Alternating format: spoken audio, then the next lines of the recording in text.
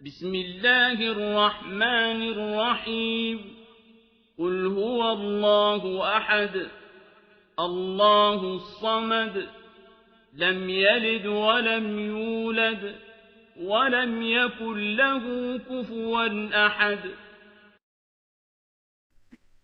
தமிழ்நாடு தௌஹீத் ஜமாத் தஞ்சை வடக்கு மாவட்டம் திருப்பனந்தாள் கிளையின் சார்பாக ஏற்பாடு செய்யப்பட்டிருக்கும் இந்த இஃப்தார் நிகழ்ச்சியிலே நாம் செவியுறும் அனைத்து செய்திகளும் நமது வாழ்வில் நல்லதொரு மாற்றத்தை ஏற்படுத்தி நமது மறுமை வெற்றிக்கு உதவிட வேண்டும் என்று ஏக இறைவனை பிரார்த்தித்து எனது இந்த உரையினை துவங்குகிறேன். அல்ஹம்துலில்லாஹ்.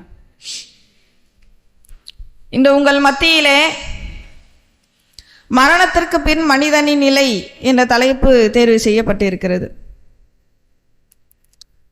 இந்த உலகமே ஒரே ஒரு விஷயத்தில் ஒன்று கருத்து ஏற்படும் அப்படின்னு சொன்னா அது மரணம்தான். எல்லாரும் ஒரு நாள் இந்த உலகத்தை விட்டு மரணித்து விடுவோம்.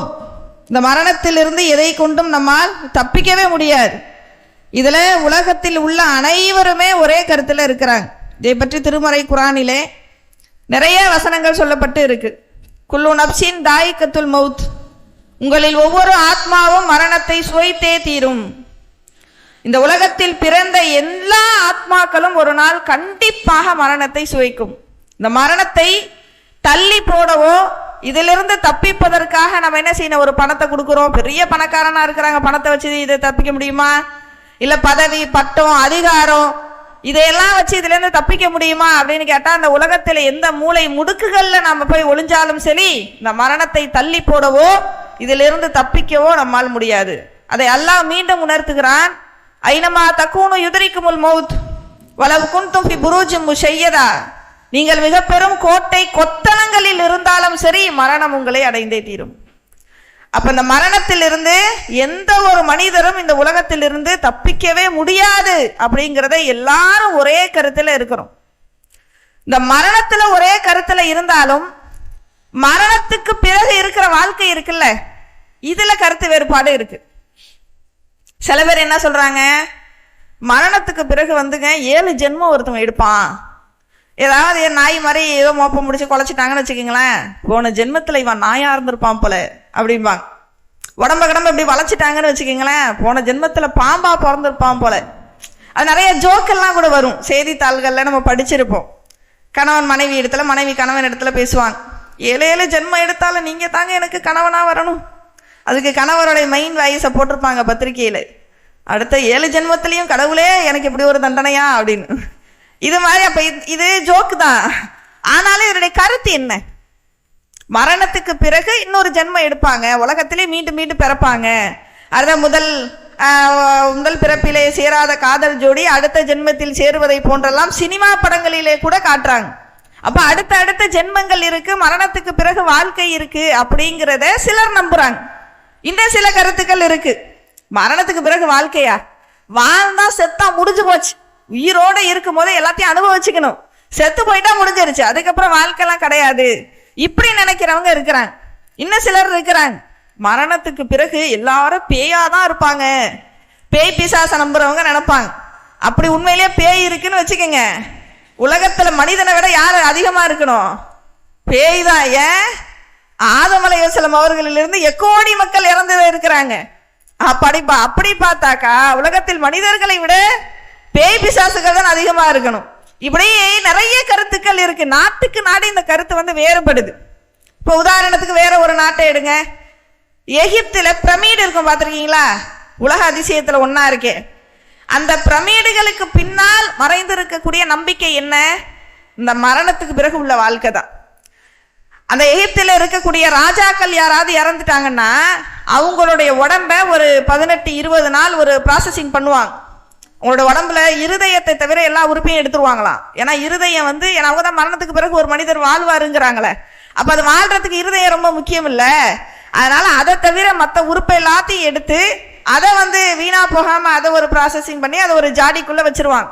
இந்த உடம்ப என்ன செய்வாங்கன்னா, மீனை நம்ம கருவாடாக்க என்ன பண்ணுவோம், உப்பு கண்டம் சொல்லுவோம்ல, கறிய உப்பு கண்டம் போட உப்பு வைப்போமே, அந்த மாதிரி அந்த உடம்புக்குள்ள உப்புக்கு அப்படியே பேக் பண்ணி உடம்புல இருக்கக்கூடிய அந்த ஈரப்பதத்தெல்லாம் அப்படியே எடுத்துருவாங்க. எடுத்து அதுக்கு பிறகு அந்த உடம்ப ஒரு சின்ன கேப் கூட இல்லாம காத்து கூட பூராத அளவுக்கு ஒரு வெள்ளை துணியில அப்படியே சுத்திடுவாங்க. சுத்தி அதை காத்து போகாத ஒரு பெட்டிக்குள்ள வச்சு அதை ஒரு பெட்டிக்குள்ள வச்சு அதை எந்த சூரிய வெளிச்சமும் படாத அளவுக்கு உள்ள ஒரு அந்தரங்க ஒரு ஒரு ரூமுக்குள்ள அந்த பிரமிடுக்குள்ள என்ன செய்வாங்கன்னா வச்சிருவாங்க. அந்த பிரமிடு உள்ள போகணும்னா அந்த அந்த அறை எங்க இருக்குன்னு கண்டுபிடிக்கிறதே கஷ்டம். ஏன் இதை இப்படி பண்றாங்க? ஒண்ணு அந்த உடம்ப புதைக்கணும், இல்லைன்னா வேற ஏதேனும் ஒவ்வொருத்தவங்களுக்கு ஒவ்வொரு மத சடங்கு இருக்கு. ரத்தன் டாட்டா இறந்து போனாரே, அவங்களுடைய மத அடிப்படையில அந்த உடம்ப புதைக்கவும் மாட்டாங்க, எரிக்கவும் மாட்டாங்க. ஒரு உயரமான ஒரு செவுத்துக்கு மேல போய் வச்சுட்டு வந்துருவாங்களாம். அது அவங்களுடைய மத வழிபாடா. கழுகுகள் திண்டே அந்த உடம்பு காலியாயிரும். இப்படிதான் அவங்களுடைய மதத்துல செய்வாங்க அப்படிங்கிற மாதிரி நமக்கு தகவல் வருது. இப்படி ஏதோ ஒரு ஒன்ன செய்யணும்ல. இவங்க அந்த உடம்ப பாதுகாக்கிறாங்க. ஏன் பாதுகாக்கிறாங்க? மரணத்துக்கு பிறகு ஒரு வாழ்க்கை இருக்குன்னு நம்புறாங்க. சரி, உடம்ப மட்டும் பாதுகாத்தா போதுமா? மரணத்துக்கு பிறகு உள்ள வாழ்க்கையில செல்வம் வேணும்ல. அதனால அந்த ராஜாக்களுடைய அந்த மம்மிகள் இருக்குதே, உடம்ப பாடம் பண்ணி வச்சிருக்கிறாங்களே, அதோட அந்த ராஜாக்களுக்குள்ள தங்க காசு, வெள்ளி காசு, நகை, அது இது பணம் எல்லாத்தையும் கொண்டு போய் வச்சிருவாங்களாம். திருடனுக்கு ஆட்டையை போட வசதியை இவங்களே ஏற்படுத்தி கொடுத்துட்டாங்க. இந்த இடத்துக்கு போனா பாதி உயிர் போயிருக்கும் போதே தூக்கத்துல திருடிட்டு போறான் திருடன். பாதி உயிர் இருக்கும் போதே திருடிட்டு போறான். முழு உயிரும் போய் செத்த பிணத்துக்கிட்ட போய் ஏன் திருட பயப்பட போறான்? அந்த செல்வத்தையும் எடுத்துக்கிட்டு அந்த பிணத்தையும் சேர்த்து திருடிட்டு போயிடுவாங்களாம். அப்படி திருடர்கள் ஜாஸ்தியானதுனாலதான் இன்னைக்கு பிரமிடுகள் கட்டுறதை நிறுத்திட்டாங்க. ஆனாலும் பிரமிடுகள் கட்டுறதை நிறுத்தினால் கூட அந்த உடம்பை பாதுகாக்கிற விஷயத்தை அவங்க நிறுத்தல. ஏன்னா அவங்களுடைய நம்பிக்கை அப்படி இருக்கு. மரணத்துக்கு பிறகு அந்த மனிதர்கள் வேறு ஒரு வாழ்க்கையில வாழ்வாங்க. அதுக்கு இந்த உடம்பு வீணா போகாம இருக்கணும், அதுக்கு அவங்களுக்கு செல்வம் பணம் காசெல்லாம் வேணும். இப்படி ஒரு நம்பிக்கை எகிப்து மக்களிடத்துல இருக்கு.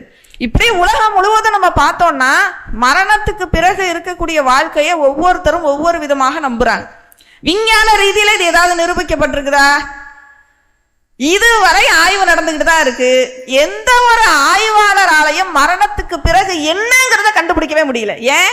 அல்லாவே சொல்லிட்டானே, கண்ணுக்கு தெரியாத பர்சக்குங்கிற திரை இருக்குன்னு. அப்ப அந்த திரைக்கு பின்னால் என்ன நடக்கும் அப்படிங்கிறது அல்லாஹ் ஒருவனுக்கு தெரியும். அல்லாஹ் அறிவித்து கொடுத்ததின் மூலமாக நபிகளார் நம்மை மரணத்துக்கு பிறகு என்ன நடக்கும் என்பதை சொல்லி எச்சரிச்சுட்டு செஞ்சிருக்கிறாங்க. அப்ப உலகத்துல 1000 பேர் 1000 கருத்து சொல்லட்டுங்க, என்ன வேணாலும் நம்பிட்டு போட்டோம். இஸ்லாமிய மார்க்கம் A to Z அத்தனையும் நமக்கு கற்றுக் கொடுத்த ஒரு மார்க்கம். நம்மளுடைய மார்க்கம் என்ன சொல்லுகிறது? நம்முடைய வேதத்தில் என்ன சொல்லப்பட்டு இருக்கு? நம்மளுடைய தூதர் நமக்கு என்ன சொல்லி இருக்கிறாங்க? மரணத்துக்கு பிறகு நம்ம என்னதான் ஆவோம்? இஸ்லாமிய மார்க்கம் சொல்லும் போது ஒரு வாழ்க்கையை 3 விதமாக அதை நம்ம பிரிக்கணும். என்ன? கருவறையில் ஒருவன் வாழக்கூடிய வாழ்க்கை. தாயுடைய கருவறையில வாழ்றான்ல சில மாதங்கள், அதற்கு பிறகு அவன் உலகத்துக்கு வெளில வந்துடுறான். அவனுக்குன்னு நியமிக்கப்பட்ட சில நாட்களோ மாதங்களோ வருடங்களோ உலகத்தின் அவன் வாழும் வாழ்க்கை. அதுக்கப்புறம் மரணிச்சிடுறான். மரணத்தின் போது அவன் வாழும் வாழ்க்கை. மரணத்துக்கு பிறகு கப்ரு, மன்னரை வாழ்க்கை என்ற ஒரு வாழ்க்கை இருக்கிறது என்று இஸ்லாம் சொல்லுது. சரி, அதோட முடிஞ்சிருச்சா? இந்த 3 வாழ்க்கையை தாண்டி ஒருவன் மன்னரையிலிருந்து எழுப்பப்படுவானே, அதற்கு பிறகு அந்த மறுமை என்ற மன்றத்தில் நின்று விசாரணை முடிந்து சொர்க்கமோ நரகமோ போவாங்களே, அதுதான் ஒரு மனிதன் மரணமே இல்லாத, நிலையே இல்லாத, நிரந்தரமாக வாழக்கூடிய ஒரு வாழ்க்கை. அப்ப இந்த 3 வாழ்க்கையும் ஒரு மனிதன் கண்டிப்பாக இந்த உலகத்தில் பிறந்த ஒவ்வொரு ஆத்மாவும் அதை அனுபவித்துத்தான் தீரணும். அதிலிருந்து எக்காரணம் கொண்டும் அவர்களால் தப்பிக்க முடியாது. அப்ப மன்னரை வாழ்க்கை என்ற ஒரு வாழ்க்கையை பற்றி ஏராளமான செய்திகள் இருக்கு. இந்த உலகத்துல வேணும்னா நம்ம எப்படி வேணாலும் வாழ்ந்துட்டு போயிடலாங்க. இப்ப இந்த ரமலானுடைய மாதம் நோன்பு வைக்காம நம்ம இருக்குன்னு நினைச்சா இருக்கலாம்ல. ஏன்? இப்ப இங்க உட்கார்ந்து இருக்கிறோமே, சில செய்திகளை, நல்ல செய்திகளை காதிலே கேட்டு படிப்பினை பெற வேண்டும் என்ற நோக்கில உட்கார்ந்து இருக்கிறோம். உட்காராம எந்திரிச்சு கூட போலாமே. இரவுல தொழுவாம இருக்கலாமே, தூங்கலாமே. எத்தனையோ பேர் இந்த நேரத்திலே முஸ்லிம் என்ற பெயர் தாங்கிய பெயரை வைத்துக் கொண்டு சினிமா தியேட்டர்களில் உலா வரக்கூடியவர்கள் இருக்கத்தானே செய்யறாங்க. இருக்கலாமே. மனம் போன போக்கில் இந்த உலகத்துல என்ன செய்யலாம்? வாழலாம். அல்லாஹ் என்ன செய்யறான்? சிந்திக்கிற ஒரு ஆற்றலை கொடுத்து, தூதரை கொடுத்து, வேதத்தை கொடுத்து, இப்படிதான் நீ வாழணும், இப்படி வாழ்ந்தா உனக்கு சொர்க்கம், இப்படி வாழ்ந்தா நரகம்னு சொல்லி நம்ம கையிலேயே முடிவை ஒப்படைச்சிட்டான். அப்ப இந்த உலகத்துல நாம நினைச்சா எப்படி வேணாலும் வாழலாம். சேர்த்து அல்லாஹ் பிடிப்பான், அது வேற விஷயம். ஆனால் மன்னரை வாழ்க்கை அப்படி அல்ல. இந்த உயிர் உடம்ப விட்டு பிரிஞ்சிருச்சுன்னு வச்சுக்கோங்க, மனம் போன போக்கில் எல்லாம் இருக்க முடியாது. அந்த வாழ்க்கையை பற்றி ஒருவர் படித்தால் கண்டிப்பாக அவருடைய உள்ளங்கள் நடுநடுங்கிவிடும். அப்படி ஒரு மரண வேதனை கொண்ட ஒரு வாழ்க்கையை தினம்தோறும் நாம் நினைவு கூற வேண்டும். இந்த உயிர் உடம்புல இருக்கிற வரைக்கும் தான், உயிர் உடம்பை விட்டு பிரியுது இல்ல, அப்பவே ஒருவருக்கு தெரிந்துவிடும் அவர் சொர்க்கவாசியா நரகவாசியான்னு. ஒரே நேரத்தில் அட்டன் டைம் அவர் என்ன செய்வாரு? இந்த உலகத்தையும் பார்ப்பாரு, மறுமையையும் பார்ப்பாரு. மறுமையிலே அவருக்காக என்ன என்பதையும் அவருக்கு தெரிந்திடும். அந்த கடைசி நேரம் ஒரு மனிதனுடைய உயிர் பிரியக்கூடிய அந்த நேரத்துல சக்கராத் என்ற ஒரு நிலையை கடக்காமல் எந்த ஒரு ஆத்மாவும் பிரியாது. எப்படி இந்த உலகத்தில் எல்லாத்தையும் நம்ம அனுபவிச்சுதான் தீரணும், மறுமையை அனுபவிச்சு தீரணும், மன்னரையும் அனுபவிச்சுதான் தீரணுங்கிற என்பது எப்படி உண்மையோ, அதே போல சக்கராத்துடைய ஒரு வேதனையை அனுபவிக்காமல் எந்த உயிரும் இந்த உடம்பை விட்டு பிரியாது. அது சிலருக்கு அதிகமாக இருக்கலாம், சிலருக்கு குறைவாக இருக்கலாம். நம்ம என்ன நினைச்சிட்டு இருக்கிறோம், நம்மளாம் தொழுகையாளி, நமக்கெல்லாம் அந்த வேதனை இருக்காதுன்னு நினைக்கிறோம். ரசூல்லா தன்னுடைய இறுதி மூச்சு நிற்கக்கூடிய அந்த கடைசி தருணம் ரசூல்லா சக்கராத்துடைய நிலையில் இருக்கிறாங்க. யாருக்குங்க? முன்பின் பாவம் மன்னிக்கப்பட்ட நபி, சொர்க்கம் குறித்து நற்செய்தி சொல்லப்பட்ட நபி, சொர்க்கத்தின் கதவை முதலிலே தட்டும் நபி, சொர்க்கத்தின் மறுமையிலே நமக்காகவே பரிந்துரை செய்யக்கூடிய நபி, இவ்வளவு அந்தஸ்து மிக்க அந்த இறுதி நபி சக்கராத்துடைய நிலையில இருக்கிறாங்க. கடைசி நேரத்தில் மூச்செல்லாம் வாங்குது. இன்னலில் மௌத்தீன சக்கராத், இன்னலில் மௌத்தீன சக்கராத், இன்னலில் மௌத்தீன சக்கராத், மௌத்துக்கு சக்கராத்துடைய நிலை இருக்கிறது அப்படின்னு தன்னுடைய மனைவி ஆயிஷா ரலி அவர்களிடத்துல சொன்னாங்க. இப்ப ரசூல்லாவுக்கே சக்கராத்துடைய நிலை என்றால் நாம எல்லாம் எம்மாத்திரம்.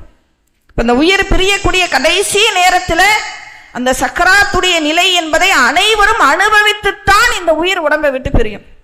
சில பேர் இதை தவறுதலாக புரிஞ்சுக்கிட்டு சக்கராத்துடைய நிலை யாருக்கு அதிகமா இருக்குதோ, சில பேரை பார்ப்போம் 2-3 நாளைக்கு மேல் மூச்சு கீழ் மூச்சு வாங்கிக்கிட்டே இருக்கும், வேதனை அனுபவிச்சுக்கிட்டே இருப்பாங்க.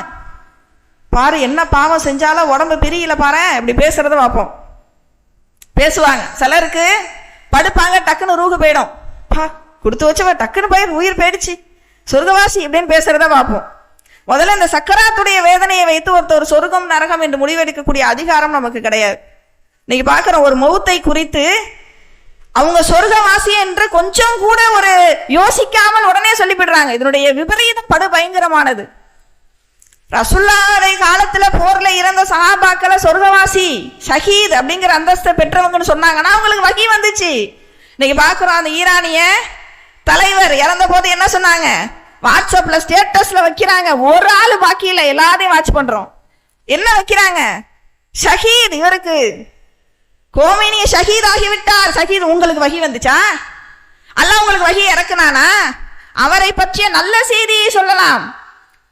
பல அடிமை நாடுகள், அரபு நாடுகள் அமெரிக்காவுக்கு அடிமையாக இருக்கும் போது இவர் ஒருவர் நெஞ்சை நிமிர்த்து தைரியமாக வீராடிய வீரர் என்று சொல்லலாம். அப்படி அவரை பாராட்டலாம். அவர் ஷஹீத் என்று உங்களுக்கு வகி வந்ததா? அந்த அதிகாரத்தை உங்களுக்கு கொடுத்தது யார்? ரசூலுல்லாஹ்வுக்கே அந்த அதிகாரம் இல்ல, அல்லாஹ் அறிவிச்சு கொடுத்ததுனால ரசூலுல்லாஹ் அறிவிச்சாங்க. இன்னைக்கு எத்தனை பேர் அதை வைக்கிறோம்? இப்படி ஒருவர் சொர்க்கவாதி நரகவாதி என்று சொல்வதற்கான அதிகாரம் நமக்கு இல்லை. ஒருவர் சக்கராத்துடைய நிலையை அனுபவிச்சார்னா அவருக்கு நன்மை கொடுக்க வேண்டும் என்பதற்காக கூட அல்லாஹ் அந்த வேதனையை கொடுத்திருக்கலாம். ரசூலுல்லாஹ் சொல்றாங்க, எனக்கு உங்களில் இருவருக்குண்டான வேதனை கொடுக்கப்படுகிறது. மௌத்துடைய நேரத்துல சொல்றாங்க ரசூலுல்லாஹ், இருவருக்கான வேதனையா? போது சஹாபாக்கள் கேட்கிறாங்க, யா ரசூலுல்லாஹ் உங்களுக்கு 2 கூலியா? ஆம், எனக்கு 2 கூலின்னு சொல்றாங்க ரசூலுல்லாஹ். அப்ப நன்மை அதிகமாக ரசூலுல்லாஹ்க்கு மாறி வழங்கணும் அப்படிங்கிறதுக்காக அல்லாஹ் அந்த வேதனை செஞ்சிருக்கிறான், அந்த வேதனையை தந்திருக்கிறான்னு தெரியுது. அப்போ ஒரு வேதனை அந்த சக்கராத்துடைய நிலையை வைத்து சொர்க்கவாசி நரகவாசி என்று சொல்லக்கூடிய அதிகாரம் நமக்கு இல்லை. அல்லாஹ் என்ன காரணத்துக்காக கூட அந்த வேதனை என்ன செய்யலாம், கொடுத்திருக்கலாம்.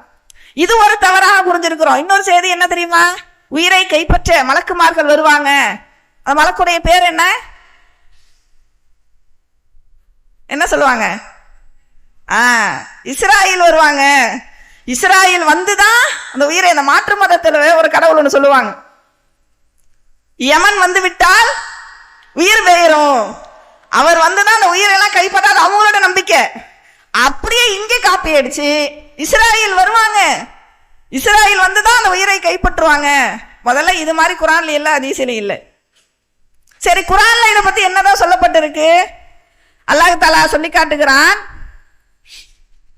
திருமறை குரானிலே 32வது அத்தியாயத்துல சொல்றான், குல்யத்த வஃபாக்கும் மலக்குல் மௌத்தில்லதி உக்கிலபிக்கும், உங்கள் மீது உங்களுக்காக நியமிக்கப்பட்ட மலக்குமார்கள் இருக்கிறாங்க.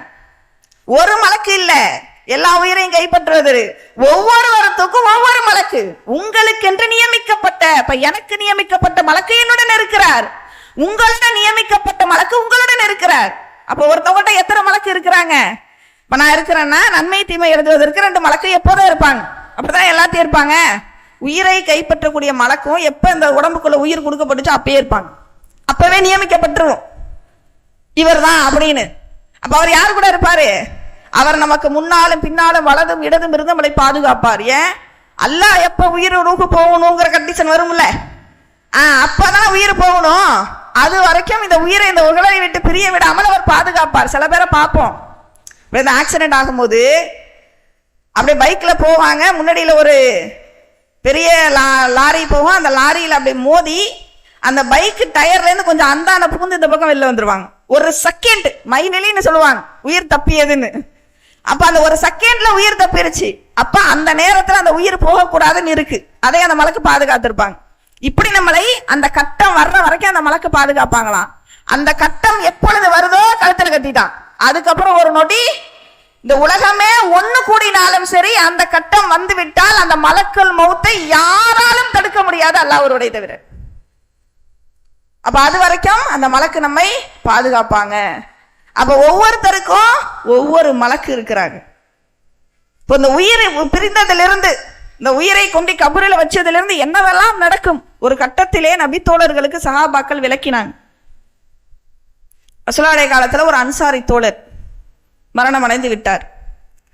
அவரை அடக்கம் செய்வதற்காக அவரது ஜனாசா கபருக்கு தூக்கி செல்லப்படுகிறது. பார்த்தா குழி வெட்டப்படலை. குழி வெட்டணும்ல, இப்போ ரசூல் அந்த ஜனாசாவை கீழே வைத்து விட்டு குழியை வெட்ட சொல்றாங்க. குழி வெட்டப்பட்டு கொண்டு இருக்கு. அந்த நேரத்தில் ரசூல்லா உட்காடுறாங்க, சுத்தி அவங்கள சுத்தி சஹாபாக்களும் உட்காடுறாங்க. இப்போ நம்ம இந்த இடத்துல உட்காந்துருக்கோம், வந்த உடனே எல்லாரும் நல்லா விசாரிச்சிருப்போம், சிரிச்சு பேசியிருப்போம். வெளி இடங்கள்ல எங்கேயாவது பார்த்தா சிரிச்சு பேசுவோம். ஒரு அதிர்ச்சியான ஒரு இடத்துக்கு நம்ம நமக்கு அதிர்ச்சி ஏற்படுத்தக்கூடிய ஒரு இடத்துக்கு போகும்போது சிரிச்சு பேசுவோமா? ஒரு ஆக்சிடென்ட் நடக்கிற இடத்துல போய் வாங்க நல்லா இருக்கீங்களா எப்படி கேட்போமா? கேட்க மாட்டோம். இப்ப சஹாபாக்கள் எங்க இருக்கிறாங்க? ரசூலுல்லாஹ் எங்க இருக்கிறாங்க? மண்ணறையில் இருக்கிறாங்க. மயான அமைதின்னு சொல்லுவோம்ல உதாரணத்துக்கு. அப்படின்னா என்ன அர்த்தம்? மயானம் மண்ணறை என்பது அமைதியான இடம். அப்படி ஒரு அமைதி இருக்கும், குண்டூசி போட்டா கூட சவுண்ட் வரும். ஏன்? அங்க போயிட்டா எல்லாம் நாமளும் ஒரு நாள் இங்கே தானே வருவோம், வாழ்ந்துட்டு இருக்கிறோமே, நமக்கு அப்பா அல்லாஹ் எப்போ அனுப்ப போறான்னு தெரியலையே, நம்ம எப்போ வருவோம்னு தெரியலையே, நம்ம வந்துட்டோம்னா நம்மளையும் இங்கே தானே மண்ணை போட்டு மூடிட்டு போயிடுவாங்க, இந்த எண்ணம் எப்போ வரும்? அதனால தான் ரசூலுல்லாஹ் சொன்னாங்க, மண்ணறையை சந்திங்கள், அது உங்களுக்கு மரணத்தை நினைவூட்டும்னு. அப்போ மண்ணறை என்பது அது சிரிச்சு பேசும் இடம் அல்ல, மயான அமைதியா இருக்கு. ரசூலுல்லாஹ்வை எல்லா சஹாபாக்களும் பார்க்குறாங்க. எந்த அளவுக்கு பார்க்குறாங்கன்னா ஆடாம அசையாம அப்படின்னு சொல்லுவோம்ல, அதுக்கு சஹாபாக்கள் உதாரணம் சொல்றாங்க. எங்களுடைய கழுகுகள் தலையிலே உட்காரும் போது எவ்வளோ அப்படி ஆடாம இருப்போமோ அந்த மாதிரி ஆடாம அப்படியே இருப்பாங்க. அவ்வளோ அமைதியா எல்லாரும் ரசூலுல்லாஹ்வை அப்படியே உற்று நோக்கி பார்க்குறாங்க கவனமாக. ரசூலுல்லாஹ் செய்தியை ஆரம்பிக்கிறாங்க. ரசூலுல்லாஹ் எந்த நேரத்தில் எந்த செய்தியை எப்படி சொல்லணுமோ அப்படி சொல்லக்கூடியவர்கள் ரசூலுல்லாஹ். அந்த நேரத்தில் அது சம்பந்தப்பட்ட செய்தியை சஹாபாக்களுக்கு ரசூலுல்லாஹ் உணர்த்துறாங்க. ஒரு மனிதர், ஒரு அடியான் இறந்து விட்டால், ஒரு நல்ல அடியான் இறந்து விட்டால், அவரை இறப்பதற்கு முன் அவருடைய உயிரை கைப்பற்றுவதற்கு மலக்குமார்கள் வருவாங்க. மலக்குமார் வருவாங்க. எப்படி வருவாங்க? பிரகாசமான தோற்றத்திலே அழகிய ரூபத்திலே மலக்கு வருவாங்க. மலக்கு அவருடைய அருகில் உட்கார்ந்து அவருடைய முதுகுகளிலும் தலையிலும் தடவி கொடுப்பாங்க. இலகுவாக, நல்ல ஆத்மாவே, அல்லாவின் கருணையை கொண்டு இலகுவாக அந்த உடம்பை விட்டு வெளியேறு. அப்படியே பார்க்கும் போதே அவரை பளிச்சென்று பிரகாசமாக இருப்பார். அவர் மட்டும்தான் வருவாரா? அந்த அடியானுடைய பார்வை எவ்வளவு தூரம் போகுமோ அவ்வளோ தூரம் அணிவகுத்து சில மலக்குமார்கள் நிற்பாங்களாம். இப்ப ஏராளமான மலக்குமார்கள் ஒவ்வொரு உயிரை கைப்பற்றும் போதும் வளருவாங்க, நல்ல ஆத்மாக்களை. அப்ப அந்த உயிர் என்ன செய்யும்? அந்த உடம்பிலிருந்து அப்படி எடுக்கப்படும், இலகுவான முறையில எடுக்கப்படுமா. அதை பற்றி ரசூலுல்லாஹ் சொல்றாங்க, ஒரு தோல் பையில தண்ணி எடுத்து அதை அப்படி சாச்சா அந்த தண்ணி என்ன வரமாட்டேன்னு சொல்லுமா? நம்ம பாயில தண்ணி வச்சிருப்போம், லேசா சறுக்குனா போதும் டக்குன்னு ஊத்திடும், பார்த்துருக்கீங்களா? அது தடுமாற்றம் இருக்காது. அந்த அளவு இலகுவான முறையில அந்த ஆத்மாவை விட்டு அந்த உடம்பு வெளியேறும். வெளியேறின உடனே அந்த அணிவகுத்து நின்றாங்கல்ல, அவங்க அந்த உயிரை அப்படியே வாங்குவாங்க. அப்படியே சொர்க்கத்தை துணியில அப்படியே அந்த உயிரை வைப்பாங்க, நறுமணத்தை ஊத்துவாங்க. அப்படியே கம கம கமான அந்த உயிர் அப்படியே முதல் வானத்துக்கு போகும். முதல் வானத்தில் இருப்பவர்கள்லாம் கேட்பாங்க, யார் இந்த உயிர் இவ்வளவு நறுமணமாக இருக்கிறதே, யாருடைய உயிர் இது அப்படின்னு கேட்கப்படும். அங்க இருக்கிறவங்க அந்த மலக்குமார்கள் அவர்களுக்கு சொல்லுவாங்க, இது இன்னாரின் மகன் இன்னார், இது இன்ன நபர். இன்ன நபர்னா இவங்களா, இவங்க ஊர்லயே பெரிய ஆளு, பணக்காரங்க, 50 பவுன் நகை வச்சிருந்தாங்க, பெரிய 2 கோடிக்கு வீடு கட்டி இருந்தாங்க, இப்படி சொல்லப்படுமா? இவங்க படிச்சு பெரிய பட்டம் வாங்கினவங்க, இவங்க பெரிய ஆளு, இவங்க பெரிய பெரிய டிபிள் டிகிரி வாங்கி இருக்கிறாங்க, பிஹெச்டி முடிச்சிருக்காங்க, பெரிய அறிஞர், இப்படி சொல்லப்படுமா? என்ன சொல்லப்படும்? இந்த உலகத்தில் நம்மளுடைய பதவி பட்டமோ, நம்மளுடைய செல்வமோ, நம்மளுடைய அதிகாரமோ அங்க சொல்லப்படாது. மக்கள் என்ன இங்க சொல்றாங்க அது அங்க சொல்லப்படும். மக்கள் இங்க என்ன பேசுவாங்க? ஒரு நல்ல ஆத்மானா நல்ல விதமாக பேசுவாங்கல்ல, அவங்களால் அவங்க என்ன நன்மையை அடைஞ்சாங்களோ அதை அங்க சொல்லுவாங்கல்ல, அதுதான் அங்கே சொல்லப்படும். நம்ம இறந்து போனா நம்மளுடைய தாய் தந்தை அழுவது பெரிய விஷயமா? கேடு கட்டவன் இறந்து போனா கூட அவங்களுடைய தாய் தந்தை மகன் போயிட்டானேன்னு அழதான் செய்வாங்க. கணவன் இறந்தால் மனைவியும், மனைவி இறந்தால் கணவனும் அழுவது என்ன ஆச்சரியமா? தாய் இறந்தால் மகள் அழுவது, மகன் அழுவது என்ன ஆச்சரியமா? அது ஆச்சரியம் அல்ல. உடைய சொந்த பந்தங்கள் அழுவது வேணும் ஆச்சரியம் இல்லை. எந்த ரத்த பந்த உறவும் இல்லாம யாரோ ஒருத்தவங்க நம்மளால நன்மை அடைஞ்சவங்க நமக்காக 2 சொட்டு கண்ணீரோடு அல்லாஹ்விடத்துல துஆ செய்வாங்களே, அந்த உள்ளத்தை சம்பாதித்து வச்சிருக்கிறோமா? அதுதான் அங்க பேசப்படும். இந்த நபரா இப்படி ஒரு நன்மை செய்தார் எனக்கு, இவர் இவ்வளவு நல்குணமுடையவர், தொழுகையால் இவர் நம்ம செய்யக்கூடிய நல்ல அமல்களையும் சொல்லி நமக்காக வேண்டி பிரார்த்திப்பாங்கல்ல. அதனால்தான் நம்மளுடைய ஜனாசாவிலே 40 பேரோ அல்லது 100 பேரோ 2 விதமாக ஹதீஸ்ல இருக்கு. அவர்கள் பிரார்த்தனை செய்தால் அந்த பிரார்த்தனை அங்கீகரிக்கப்படும். இணை கற்பிக்காத 40 100 அந்த உள்ளத்தை நாம் சம்பாதிச்சு வச்சிருக்கிறோமா? நாம் இறந்துட்டா நமக்காக கண்ணீரோடு இறைவனிடத்தில் கையேந்தி, யா அல்லாஹ் இவர்களுடைய பாவத்தை மன்னிச்சிடுறா அல்லாஹ், இவருடைய கபரு வாழ்க்கையை லேசாக்கு, இவர்களுடைய மறுமையில் வெற்றியை கொடு என்று பிரார்த்திக்க கூடிய ஒரு உள்ளத்தை நாம் எத்தனை உள்ளத்தை சம்பாதித்து வச்சிருக்கிறோம்? இதுதான் இங்க முதல் வானத்துல சொல்லப்படும். 7 வானத்திலும் இதே தான் நடக்கும். 7வது வானம் போயாச்சு, அல்லாஹ் அவர்களுக்கு அறிவிப்பான். இதை பற்றி 83வது அத்தியாயத்தில் அல்லாஹ் சொல்றான், கல்லா இன்ன கிதாபல் அபரார லஃபி இல்லீன், நிச்சயமாக நல்லோர்களின் பதிவேடு இல்லீனில் இருக்கிறது. இல்லீன் என்ற ஒரு பதிவேடு இருக்கு, அந்த பதிவேட்டிலே இந்த உயிரை பதிவு செய்யும்படி அல்லாஹ் உத்தரவிடுவான். ஒமா அதராக்கமா இல்லியூன், இல்லியூன் என்பது என்னவென்று உமக்கு எது அறிவித்தது? கிதாபன் மர்கூம், அதுதான் எழுதப்பட்ட ஏடு என்று அல்லாஹ் சொல்றான். அப்ப இந்த நல்லோர்களின் உயிரை இல்லியின்ல போய் பதிவு செய்யப்பட்டு திரும்பவும் மீண்டும் பூமிக்கு வருகிறது. இங்க போய் என்ன செய்யறாங்க? கபருல போய் அடக்கம் செய்து விட்டு திரும்புறாங்க. திரும்பக்கூடிய அந்த நேரத்தில் அந்த உயிர் மீண்டும் அவருக்கு கொடுக்கப்படும். எதுக்காக? கபரிலே மறுமையில இருக்கு பெரிய விசாரணை, பெரிய புடி மறுமையில இருக்கு. ஒரு சின்ன விசாரணை கேள்வி கணக்கு கபரிலேயும் நடக்கும். உயிர் கொடுக்கப்பட்டவுடன் ஒரு மலக்கு வருவார், பார்ப்பதற்கு அழகான தோற்றத்தில், ஏன்னா நல்ல அடியாராச்சே, அழகான தோற்றத்திலே ஒரு மனிதர் வருவார். எழுந்து அவரை அமர வைத்து 3 கேள்விதான். 3 கேள்வியா? சீக்கிரம் சொல்லுங்க, மனப்பாடம் பண்ணிக்கிறோம் அப்படிங்கிற மாதிரி நீங்க நினைப்பீங்க. ஆனால் அந்த 3 கேள்விக்கு அல்லாஹ்வுக்கும் ரசூலுக்கும் கட்டுப்பட்டு நடக்காம நம்மளால பதில் சொல்ல முடியாது. என்ன அந்த 3 கேள்வி? மன் ரப்புக்க, அந்த மனிதர் சொல்வார், ரப்பி அல்லாஹ், என்னுடைய இறைவன் அல்லாஹ். மா தீனுக்க, உன்னுடைய இஸ்லாம் எது, உன்னுடைய மார்க்கம் எது? தீனுல் இஸ்லாம், என்னுடைய மார்க்கம் இஸ்லாம். மன் நபியுக்க, உனது நபி யார்? ஹுவ முஹம்மது, என்னுடைய நபி முஹம்மது என்று 3 கேள்விக்கும் அந்த நல்ல ஆத்மா பதில் சொல்லும். பதில் கூறிய உடனே ஒரு மலக்கு வருவார், அழகான தோற்றத்தில் இன்னொரு மலக்கு வருவார். அவரை பார்ப்பதற்கே வசீகரமாக இருக்கும். அப்படியே வந்து பக்கத்தில் அப்படியே அமர்ந்துக்குவார். நீங்க யார்? நானா? நீ இந்த நல்ல ஆத்மாவே, உலகத்திலே நீ நிறைய நன்மை செய்தாயே, தொழுகை, வணக்கம், ஜக்காத், தான தர்மம் போன்ற நிறைய உபரியான நன்மைகளை இன்னும் அதிகமாக செய்தாயே, இரவிலே நின்று வணங்கினாயே, அடுத்தவரிடத்தில் நல்ல முறையில் நடந்து கொண்டாயே, அந்த நல்ல அமல் நான் தான். நாம் இந்த உலகத்தில் செய்த நல்ல அமல்களை எல்லாம் ஒரு ரூபத்திலே அல்லாஹ் அனுப்பி அப்படியே நம்ம பக்கத்திலே உட்கார வச்சிருவோம். அந்த அந்த நபர் சொல்லுவார், இனிமே நான் உன் கூடவே இருந்து விடுவேன். எதுவரை? அவரை சொர்க்கத்துல கொண்டு விடுற வரைக்கும் அந்த நல்ல அமல்கள் ஒரு ரூபத்திலே நம்ம கூடயே இருக்கும். வானத்திலிருந்து ஒரு அறிவிப்பு வரும், சொர்க்கத்தின் விரிப்பை விரியுங்கள், சொர்க்கத்தின் ஆடையை அனுபவிங்கள், சொர்க்கத்தின் பக்கம் கதவை திறங்கள். சொர்க்கத்தின் இன்பமான காற்று அப்படியே வீசும். ஏசி காற்றை போட்டுக்கிட்டே குப்பரை அடிச்சுக்கிட்டு 10 மணி நேரம் தூங்குவோம். சொர்க்கத்துடைய காற்றுனா அது அந்த உறக்கம் எப்படிப்பட்ட உறக்கம்? புது மாப்பிள்ளை எப்படி பல நாள் கனவு நிறைவேறி அசந்து தூங்குவாரோ அப்படிப்பட்ட ஒரு உறக்கம், யாரு எழுப்புனாலும் எந்திரிக்க முடியாத அளவுக்கு ஒரு உறக்கம். அல்லாஹ் எப்ப எழுப்புவான்? மறுமையில அல்லாஹ் எழுப்புவான். அதுவரை அவர் அந்த கபரிலே உறங்கிக் கொண்டே இருப்பார். இதே தீய ஆத்மா, நிறைய தீமைகளை செய்து நரகத்திற்கு போகக்கூடிய ஒரு தீய ஆத்மா வெளியேறும் போது என்ன நடக்கும்? இதே போன்ற அந்த சக்கராத்துடைய நிலை நீடித்துக் கொண்டே இருக்கும். அப்போது ஒரு மலக்கு வருவார். பார்ப்பதற்கு கருமை நிறத்தில் அசிங்கமான ஒரு தோற்றத்திலே வருவார். முதுகுகளிலும் முகங்களிலும் அடிப்பார். தீய ஆத்மாவே, அல்லாஹ்வின் கோபத்தோடு வெளியேறு, அல்லாஹ்வின் சாபத்தோடு வெளியேறு அப்படின்னு அந்த ஆத்மா, அந்த உயிரை அடிப்பார். இப்போது அல்லாஹ் குர்ஆனிலே சொல்லி காட்டுகிறான், லவ்லா அஹர்தனி இலா அஜலின் கரீப் வஸத்தக வகும் மினஸ் சாலிஹீன். யா அல்லாஹ், எனக்கு கொஞ்ச நேரம் அவகாசம் கூட, உயிரோட இருக்கிற காலத்துல நான் எந்த அமலும் செய்யலையே, நான் தான தர்மம் செய்யலையே, நிறைய பணங்காசெல்லாம் வச்சிருந்தனே, எதையுமே அடுத்தவருக்கு கொடுக்கலையே, என்னுடைய நிலை என்ன ஆகும்? கொஞ்ச நேரம் கூட நான் ஓடி போய் நல்ல அமல் செஞ்சுட்டு வந்துடுறேன், போய் தான தர்மம் பண்ணிட்டு வந்துடுறேன். அல்லாஹ் சொல்லுவான், இவர் கூறுவது வெறும் வார்த்தை, திரும்ப அவனை விட்டாலும் திரும்ப எனக்கு அவன் நன்றி கிட்டவனாகத்தான் இருப்பான். ஒரு நொடி முந்தவும் முந்தாது, ஒரு நொடி பிந்தவும் பிந்தாது. கடுமையான ரூபத்திலே அந்த உயிர் கைப்பற்ற வரும். அந்த கடுமையை பத்தி ரசூலுல்லாஹ் சொல்றாங்க, ஒரு கம்பளி போர்வையை தண்ணியில நனைச்சி அதுலேருந்து ஒரு நூலை உருவது எவ்வளவு கஷ்டமோ அவ்வளவு கஷ்டப்பட்டு அந்த உயிர் அந்த உடம்பை விட்டு வெளியேறும்.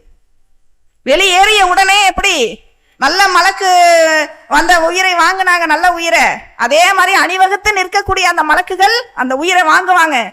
ஒரு நாற்றம் அடிக்கக்கூடிய ஒரு அழுக்கு துணியில் அதை வைப்பாங்க, இன்னும் கொஞ்சம் நாற்றத்தை ஊத்துவாங்க, வானத்துக்கு அப்படியே அந்த உயிர் போகும். முதல் வானம் திறக்கப்படாது. இவ்வளவு ஒரு துர்வாடையாக இருக்குதே, யார் இவர்? இன்னாரின் மகன் இன்னார் என்று சொல்லிவிட்டு இவர் உலகத்துல என்னெல்லாம் இவர் தீமையை செய்தாரோ அடுத்தவருக்கு, அதன் மூலம் அடுத்தவர்கள் என்னெல்லாம் பேசுறாங்களோ அதெல்லாம் இங்க சொல்லப்படும்.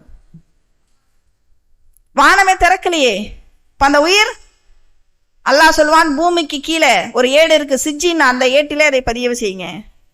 இதை பற்றி அல்லாஹ் 83வது அத்தியாயத்திலே சொல்லி காட்டுகிறான், கல்லா இன்ன கிதாபல் ஹுஜ்ஜார் லஃபீ சிஜ்ஜீன், தீயவர்களின் ஏடு சிஜ்ஜீனில் இருக்கிறது. வமா அதுராக்க மா சிஜ்ஜீன், சிஜ்ஜீன் என்பது என்னவென்று உமக்கு எது அறிவித்தது? கிதாபன் மர்கூம், அதுதான் எழுதப்பட்ட ஏடு என்று அல்லாஹ் சொல்றான்.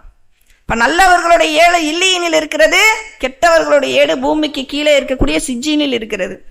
அங்கேருந்து அந்த உயிர் திரும்ப கொண்டு வந்து அடக்கம் செய்யப்பட்ட உடனே இவருக்கு கொடுக்கப்படும். அவருக்கு கேட்ட அதே 3 கேள்வி இந்த இவருக்கும் கேட்கப்படும். மன் ரப்புக்க, உனது இறைவன் யார்? ஹாஹா லாத்ரி, எனக்கு தெரியாதே, எனக்கு தெரியாதே, நான் என்ன செய்வேன் என்று அப்போது புலம்புவார். மன் தீனுக்க, உன் மார்க்கம் எது? தெரியாதே. மன் நபியுக்க, உன் நபியார்? எல்லாத்துக்கும் அவர் சொல்வது தெரியாது. உலகத்திலே பெயர் தாங்கிய முஸ்லிம்களாக வாழ்ந்து உலகம் உலகம் உலகம் என்று உலக இன்பத்தில் மூழ்கி மார்க்கத்தை மறந்து வாழக்கூடிய அத்தனை பேரும் இதைத்தான் பதிலாக சொல்ல போகிறார். எல்லாத்துக்கும் தெரியாது. ஒரு அழுக்கான ஒரு ரூபத்திலே நாற்றம் அடித்த ஒருவர் அவருடைய பக்கத்திலே வருவார். பார்ப்பதற்கே கொடூரமாக இருக்கும், துர்வாடை வீசும், அசிங்கமா வந்து பக்கத்துல வந்து உட்காருவார். யார் நீ? நான் தான் இந்த உலகத்திலே நீ தீமையை செய்தாயே, அல்லாஹ்வுக்கும் ரசூலுக்கும் கட்டுப்படாமல் பல தீமைகளில் மூழ்கி தலித்தை திளைத்தாயே, உலகம்னே, அந்த தீமை நான் தான், இனி உன்னுடனேயே இருப்பேன். உட்கார்ந்துருக்கோம். இப்ப நம்ம பக்கத்துல யாராவது கட்டுமையான துர்வாடையோடு, அப்படியே பரட்டை தலையோடு, அழுக்கான ஆடையோடு, நாற்றத்தோடு ஒருவர் வந்து நம்ம பக்கத்துல உட்கார்ந்தாங்கன்னா உட்காருவோமா? எந்திரிச்சு போய் அந்தான உட்காந்துக்குவோம், அப்படித்தானே? ஒண்ணும் இல்லைங்க, ஒரு சாக்கடை நாற்றத்தை நம்மளால தாங்க முடியுதா? கிராஸ் பண்ணி போறோம், ஒரு குப்பை நாற்றத்தை தாங்க முடியுதா? எது வரைக்கும்? 1 நாள் 2 நாள் அவர் உட்காருவாரு. அந்த துர்வாடை வீசக்கூடிய அந்த மனிதர் மறுமையில் அல்லாஹ் திரும்ப எழுப்புவானே, அதுவரை அங்கேதான் இருப்பார். இது கொடுமை, இதுவே பெரிய கொடுமை. ஆனா இதோட முடிஞ்சிருச்சா? வானத்திலிருந்து ஒரு அறிவிப்பு வரும், நரகத்தின் விரிப்பை விரியுங்கள், நரகத்தின் ஆடையை போட்டு விடுங்கள். அது என்ன நரகத்துடைய விருப்புனா? நெருப்பு தானே. நரகத்தின் பக்கம் கதவை திறந்து வையுங்கள். ஏற்கனவே படுத்திருக்கிறது நெருப்பு, இதுல நரகத்துல உள்ள அனல் காற்று வேறையா? இவருக்கு காட்டப்படும் காலை மாலையும் நரகத்திலே நீ இருக்க போற இடம் இதுதான். இதை விட பெரிய வேதனை இன்னும் எனக்கு இருக்குங்கிற மன உளைச்சல்லையே அவர் என்ன செய்யணும்? அங்கேயே வாழணும். இதோட முடிஞ்சிச்சா? ஒரு பெரிய பாம்பு வரும். அந்த பாம்புடைய விஷத்தை பற்றி ரசூலுல்லாஹ் சொல்றாங்க. அந்த பாம்பு இந்த உலகத்துக்கு அதனுடைய மூச்சு காற்றை விட்டால் உலகத்திலே ஒரு புற்பூண்டு கூட முளைக்காதான். அவ்வளவு கடும் விஷ கொண்ட பாம்பு அவரை தீண்டிக் கொண்டே இருக்கும். அதோட முடிஞ்சிருச்சா? செம்பட்டை அடி. அவரை அடிக்கக்கூடிய அந்த செம்பட்டையால் இந்த உலகத்தில் இருக்கக்கூடிய ஒரு பெரிய மலையை அடித்தால் அந்த மலை சுக்கு நூறாக சிதறிடும். அப்படிப்பட்ட செம்பட்டையை வைத்து அவர் கபரிலே அடிக்கப்படுவார். அப்போது அவர் அலறக்கூடிய அந்த அலறல் சவுண்ட மனிதனையும் ஜின்னையும் தவிர அந்த பூமியில் அனைத்தும் செவியேறும்னு சொல்றாங்க ரசூலுல்லாஹ். அவர் அலறக்கூடிய அந்த அலறல் சவுண்ட உலகத்திலே இருக்கக்கூடியவங்க நான் கேட்பதை போல நீங்க கேட்டீங்கன்னா, ரசூலுல்லாஹ் சொல்றாங்க, ரசூலுல்லாஹ்வுக்கு அல்லாஹ் கேட்கறதுக்கு ஒரு வாய்ப்பை தந்தான். நான் கேட்கறத மாதிரி அவர் அலறக்கூடிய சவுண்ட நீங்க கேட்டீங்கன்னா மூர்ச்சையாக விழுந்துருவீங்க. உங்களால அதை கேட்கவே முடியாது. பயந்து அப்படியே மூர்ச்சையாக நீங்க விழுந்துருவீங்க. அந்த அளவுக்கு அவர் அலறக்கூடிய சவுண்ட் இருக்கும். அதனால தான் அல்லாஹ் அதை மறைச்சிட்டான். கபரில் வேதனை செய்யக்கூடிய இந்த வேதனையை எல்லாம் எனக்கு காட்டப்பட்டது போல் உங்களுக்கு காட்டப்பட்டால் காட்டப்படணும்னு நான் துவா கேட்டிருப்பேன். யாரு சொல்றா? ரசூலுல்லாஹ் சொல்றாங்க. ஏன் தெரியுமா ரசூலுல்லாஹ் துவா கேட்கலையா? எனக்கு காட்டப்படுவது மாதிரி உங்களுக்கு காட்டப்பட்டா நீங்க இறந்தவரை அடக்கம் செய்யாம விட்டுருவீங்களோன்னு நான் பயப்படுறேங்கிறாங்க ரசூலுல்லாஹ். அந்த பயம் எனக்கு இல்லைன்னா நான் என்ன செஞ்சிருப்பேன்? எனக்கு என்னெல்லாம் கபருல காட்டப்படுதோ உங்களுக்கு காட்டணும்னு அல்லாஹ்ட்ட துவா செஞ்சிருப்பேன். பைத்தியமா போயிருவோம் எல்லாம். இதுதான் நடக்கும்னு கேட்கும் போதே உள்ளமெல்லாம் நடுங்குது. கண்ணெதுக்க பார்த்தா நம்ம என்ன அடக்கம் பண்ணாம அடக்கமே பண்ண மாட்டோம்.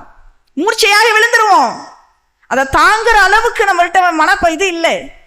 கேட்கும் போதே நடுங்குது. இப்ப இந்த கபரு வாழ்க்கையிலிருந்து அதிகமாக நாம் பாதுகாப்பு தேட வேண்டும்.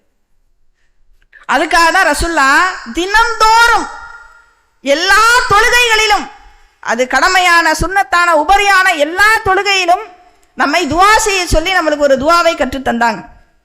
ஒவ்வொரு அத்தஹியாத் அமர்விலும் அத்தஹியாத் ஓதிட்டு ஸலவாத் ஓதிட்டு அதுக்கப்புறம் ரசூலுல்லாஹ் இந்த துவா தான் ஓதுவாங்க. நமக்கும் ஓதுவதற்கு கற்றுத் தந்திருக்கிறாங்க. அல்லாஹும்ம இன்னி அஊது பிக்க மின் அதாபில் கப்ர் வ மின் அதாபி ஜஹன்னம வ மின் ஃபித்னத்தில் மஹ்யா வல் மமாத் வ மின் ஷர்ரி ஃபித்னத்தில் மஸீஹித் தஜ்ஜால். இறைவா, உன்னிடம் நான் கப்ரின் வேதனையிலிருந்தும் நரகத்தின் வேதனையிலிருந்தும் வாழ்வு மற்றும் மரணத்தின் சோதனையிலிருந்தும் தஜ்ஜாலின் குழப்பத்திலிருந்தும் பாதுகாப்பு தேடுறேன். ஒவ்வொரு தொழுகையிலையும் ரசூலுல்லாஹ் கேட்டிருக்கிறாங்க. நம்மளையும் கேட்க சொல்லி இருக்கிறாங்க. ஏன்? ஆதம் நபியிலிருந்து இன்னைக்கு இப்போ அடக்கம் செய்யப்பட்டவர் வரைக்கும் எல்லாரும் எந்த வாழ்க்கையை வாழ்றாங்க? உலகத்துல என்ன 60 வருஷம் 70 வருஷம் இருப்போமா? இல்ல 50 வருஷம் இருப்போமா? அது கேரண்டி இருக்கா? பிறந்த குழந்தை அடுத்த நிமிஷம் மௌத்தாகுது. உலகத்துல இத்தனை வருஷம் தான் நமக்கு கேரண்டியே இல்லை. சராசரி 70ங்கிறாங்க, சொல்லிட்டு போறாங்க. ஆனா நமக்கு கேரண்டி கொடுக்கப்பட்டிருக்கா? இந்த நோம்பு திறக்கிற வரைக்கும் உயிரோட இருப்போமா? நமக்கு முதல்ல கேரண்டி இருக்கா? ஆனால் கபர் வாழ்க்கை இன்னைக்கு மூத்தா போய் நாளைக்கு போயிட்டோன்னு வச்சுக்கோங்க, உலகம் அழியிற வரைக்கும் நம்ம எதை வாழ போறோம்? சும்மா ஒரு பேச்சுக்கு எடுத்துக்குவோம், 1000 வருஷம் கழிச்சு உலகம் அழியன்னா அந்த 1000 வருஷம் நம்ம என்னங்க வாழணும்? தாயுடைய வயிற்றில் வாழப்போது சொற்பமான சில மாதம், உலகத்தில் வாழப்போது ரொம்ப ரொம்ப அற்பமான சில வருடம். ஆனால் கபருல அப்ப அதை வைத்து நம்ம எவ்வளவு பிரார்த்தனை செய்யணும். அந்த வாழ்க்கையில் நல்லா இருக்க நம்ம என்ன சம்பாரிச்சு வச்சிருக்கிறோம்? ஒருத்தவங்க 40 வயசுல வீடு கட்டுறாங்க, 70 வயசுல நான் நிம்மதியா சொந்த வீட்டுல இருக்கணும் அப்படின்னு. கபரில் நிம்மதியாக இருக்கணும், தூங்கணும், நம்ம என்ன சம்பாரிச்சு வச்சிருக்கோம்? இந்த கபருங்கிறத சாதாரணமா நினைச்சிட்டோம். ஒரு தியாகம் செய்த ஒரு சஹாபியையே இது நெருக்கி இருக்கு. ஸஅத் பின் முஆத் ரலியல்லாஹு அன்ஹு அவர்கள், அவருடைய மரண செய்திக்காக அல்லாஹ்வுடைய அர்ஷ் நடுங்கியதாம். பல தியாகங்களை செய்து பல போர்களை சந்தித்த ஒரு சஹாபி. அவருடைய ஜனாசாவில 70,000க்கும் மேற்பட்ட மலக்குமார்கள் பங்கெடுத்தாங்க. அப்ப எப்படிப்பட்ட சஹாபி அவங்க? அவர்களை அடக்கம் செஞ்ச உடனே கபர் ஒரு நெருக்குச்சான், பிறகு விட்டுருச்சு. அவங்களையே ஒரு நெருக்கி இருக்குன்னா புலவு நன்மை செய்த சஹாபிய நாமெல்லாம் எம்மாத்திரம். கபர் நெருக்கிறத பத்தி ரசூலுல்லாஹ் பலதடவை விளக்கி இருக்கிறாங்க. நெருக்கம்னா எப்படி? சாதாரணமா இல்ல, நம்ம சாதாரணமா நெருக்கல கூட்டத்துல நிப்போம்ல அப்படி நினைச்சுக்கிட்டோம். ரசூல்லா உதாரணம் சொல்லும் போது இப்படி செஞ்சு காட்டினாங்க. 2 விரலையும் இப்படி பின்னிக்கிட்டா இதே மாதிரி 2 விலா எலும்புகளும் ஒன்றோடு ஒன்று இப்படி பின்னிக்குமா, அதுதான் நெருக்குறதுன்னு அர்த்தம். அப்படி நெருக்குமா இந்த கபரு. சாதர் அலி அவர்களையும் இப்படித்தான் நெருக்கியது, விட்டுடுச்சு. நன்மை செய்தவர்களை விட்டுடும், தீமை செய்தவர்களை நெருக்கிக் கொண்டே இருக்கும். மாவீரர் அலெக்சாண்டர்னு ஒருவரை பற்றி பாட புத்தகத்தெல்லாம் படிச்சிருப்போம். உலகத்தையே ஆளணும்னு கற்பனை பண்ணி வாழ்ந்தவர். அந்த அளவுக்கு போர்த்திறன் கொண்டவர், பெரிய மாவீரர்னு மக்களால் அழைக்கப்படுறார்.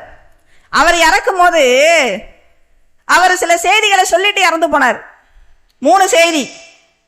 நான் இறந்த உடனே என்னை தூக்கிட்டு போறதுன்னா யார் என்னுடைய பிணத்தை தூக்கணும், உலகத்திலே இருக்கக்கூடிய பெரிய பெரிய டாக்டர்ஸ், தலை சிறந்த டாக்டர்ஸ் தான் என் பணத்தை தூக்கிட்டு போகணும் அப்படின்னு சொன்னாராம். என்னை தூக்கிட்டு போகும்போது என்னுடைய 2 கை மட்டும் பெட்டிக்குள்ள இருக்கக்கூடாது, சவ பெட்டிக்குள்ள. என் 2 கையும் அப்படி வெளியில இப்படி இருக்கணும் அப்படின்னு சொன்னாராம். அது மாதிரி என்னை தூக்கிட்டு போகும்போது நான் இதுவரை சம்பாதிச்ச அனைத்து செல்வங்களும் அப்படி தூக்கிட்டு போகும்போது அப்படியே சைட்ல இருக்கணும், எல்லா செல்வமும் இருக்கணும் அப்படின்னு சொன்னாராம். சரின்னா அவங்களுடைய சீடர்கள் அதை ஏத்துக்கிட்டாங்க. ஏன் இதை செய்யணும்னு காரணம் கேட்டாங்களாம். அப்ப அவர் காரணம் சொன்னாராம், உலகின் தலை சிறந்த மருத்துவரால் கூட என்னுடைய மரணத்தை தள்ளி போட முடியல, என்னை காப்பாற்ற முடியலன்னு உலகத்துக்கு உணர்த்த தான் அவங்கள தூக்க சொன்னேன் அப்படிங்கிறதுக்காக அந்த காரணம் சொன்னாராம். சரி, 2வது ஏன் கையை வெளில நீட்டு சொன்னீங்க? நான் உலகத்துல என்னத்தை தான் நான் சம்பாரிச்சு வச்சாலும் எல்லாத்தையும் விட்டு தான் போறேன், வெறுங்கையோட வந்தேன், வெறுங்கையோடய திரும்பி போறேன் அப்படிங்கிறத மக்களுக்கு உணர்த்த தான் அப்படின்றாராம். 3வதாக இந்த செல்வத்தெல்லாம் ஏன் வைக்க சொன்னீங்க? எவ்வளவுதான் கோடி கோடியா சம்பாதிச்சாலும் சரி, போகும்போது அத்தனையும் மனுஷன் விட்டுட்டு தான் போறான், எந்த செல்வத்தையும் எடுத்துட்டு போக முடியாது அப்படிங்கிறத மக்களுக்கு உணர்த்ததான் அப்படின்னு சொன்னாராம். இது இன்னைக்கு பெரிய ஒரு செய்தியாக பரவிக்கிட்டு இருக்கு. இதை விட அற்புதமான ஒரு செய்தியை ரசூல்லா 1400 வருடத்துக்கு முன்னாடியே நம்மகிட்ட சொல்லிட்டு போயிட்டாங்க. சொல்லுவாங்கல்ல, வீடு வரை உறவு, வீதி வரை மனைவி, காடு வரை பிள்ளை, கடைசி வரை யாரோம்பாங்க. வீடு வரை உறவு, வீதி வரை மனைவி, காடு வரை பிள்ளை எல்லாம் ஓகே தான். கடைசி கடைசி கடைசி வரை நாம் செய்யக்கூடிய நல்லமல்கள் தான். அதை தவிர வேற எதுவும் நமக்கு உதவ போறதில்லை. அல்லாஹ்வின் கருணையும் நம்மளுடைய நல்லறங்களும் இல்லாமல் யாரும் சொர்க்கத்தில் நுழைய முடியாது. ரசூலா சொல்றாங்க, ஒரு மனிதர் இறந்து தூக்கி செல்லும் போது 3 அவரை பின்தொடர்கிறது, 2 திரும்பி விடுகிறது, 1 மட்டும் அவரோடு தங்கி விடுகிறது. என்ன 3 போகுது? செல்வம் போகுது, உறவு போகுது, அவருடைய நற்கர்மங்களும் போகுது, தீமையும் போகுது. எது திரும்பிடுது? உறவும் திரும்பிடுது, செல்வமும் திரும்பிடுது. அவர் செய்யக்கூடிய நல்லறங்கள் மட்டும் அவரோடு தங்கிடும். நல்லறம் செய்திருந்தால் நல்லறம் தங்கிடும், தீமை செய்திருந்தால் தீமை தங்கிடும். அதோடு தான் ஒருவன் மறுமை நிலையடையணும், அதோடு தான் அவன் சொர்க்கத்திலோ நரகத்திலோ அவன் வசிக்க முடியும். இதையெல்லாம் நினைவு கூற வேண்டும். இந்த அருமையான ரமலான் மாதத்தின் ஒற்றைப்படை இரவை இன்னும் சில நாட்களில் நாம் அடைய இருக்கிறோம். இந்த ரமலானுடைய இரவிலே நோன்பு நோற்று அந்த ஒற்றைப்படை இரவுகளில் நின்று வணங்கி அல்லாஹ்விடத்தில் யா அல்லாஹ் என்னுடைய பாவங்களை மன்னித்து விடு என்று அதிலிருந்து மன்னிப்பை தேடி வரக்கூடிய காலங்களில் இந்த கபரிலே நாம் நிம்மதியாக உறங்குவதற்கான நன்மையை அதிகம் சம்பாதித்து கபரிலே நல்ல ஒரு உறக்கத்தை அல்லாஹ் உங்களுக்கும் எனக்கும் தந்தருள் புரிவானாக என்று கூறி எனது இந்த உரையினை முடித்துக் கொள்கிறேன். வாஹிர் தவானா அல்ஹம்துலில்லாஹி ரபில் ஆலமீன். அஸ்ஸலாமு அலைக்கும் ரஹ்மத்துல்லாஹி வபரகாத்துஹு.